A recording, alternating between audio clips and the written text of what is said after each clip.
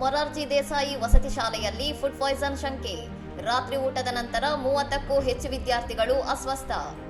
ಕಲಬುರಗಿ ಜಿಲ್ಲೆಯ ಚಿತ್ತಾಪುರ ತಾಲೂಕಿನ ದಂಡೋತಿ ಗ್ರಾಮದ ಅಲ್ಪಸಂಖ್ಯಾತರ ಇಲಾಖೆಯ ಮೊರಾರ್ಜಿ ದೇಸಾಯಿ ವಸತಿ ಶಾಲೆಯಲ್ಲಿ ಗುರುವಾರ ರಾತ್ರಿ ಊಟದ ಬಳಿಕ ಸುಮಾರು 20ರಿಂದ 30 ವಿದ್ಯಾರ್ಥಿಗಳು ತೀವ್ರ ಹೊಟ್ಟೆ ನೋವಿನಿಂದ ಅಸ್ವಸ್ಥಗೊಂಡಿದ್ದಾರೆ.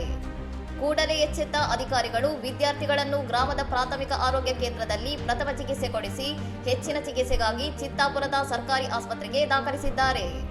ಫುಡ್ ಪಾಯ್ಸನ್ ಆಗಿರುವ ಸಾಧ್ಯತೆಯನ್ನು ಅಧಿಕಾರಿಗಳು ವ್ಯಕ್ತಪಡಿಸಿದ್ದು, ನಿಖರ ಕಾರಣ ತಿಳಿಯಲು ತನಿಖೆ ನಡೆಸಲಾಗುತ್ತಿದೆ. ಘಟನೆಯ ಬಗ್ಗೆ ಮಾಹಿತಿ ತಿಳಿಯುತ್ತಿದ್ದಂತೆ ಪೋಷಕರಲ್ಲಿ ಆತಂಕ ಮನೆ ಮಾಡಿದ್ದು, ಸ್ಥಳಕ್ಕೆ ಅಲ್ಪಸಂಖ್ಯಾತರ ಇಲಾಖೆಯ ಅಧಿಕಾರಿಗಳು ಹಾಗೂ ತಹಶೀಲ್ದಾರ್ ನಾಗಯ್ಯ ಹಿರೇಮಠ ದೌಡಾಯಿಸಿ ಪರಿಸ್ಥಿತಿಯ ಮೇಲ್ವಿಚಾರಣೆ ನಡೆಸಿದ್ದಾರೆ. ಪ್ರಸ್ತುತ ಚಿಕಿತ್ಸೆ ಪಡೆಯುತ್ತಿರುವ ವಿದ್ಯಾರ್ಥಿಗಳ ಆರೋಗ್ಯದಲ್ಲಿ ಚೇತರಿಕೆ ಕಂಡುಬರುತ್ತಿದೆ ಎಂದು ತಹಶೀಲ್ದಾರ್ ತಿಳಿಸಿದ್ದಾರೆ.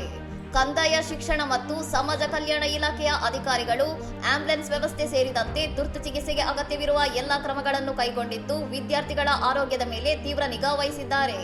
ಇನ್ನಷ್ಟು ಸುದ್ದಿಗಳಿಗಾಗಿ ನೋಡ್ತಾ ಇರಿ ಸೌರಂ ಟಿವಿ.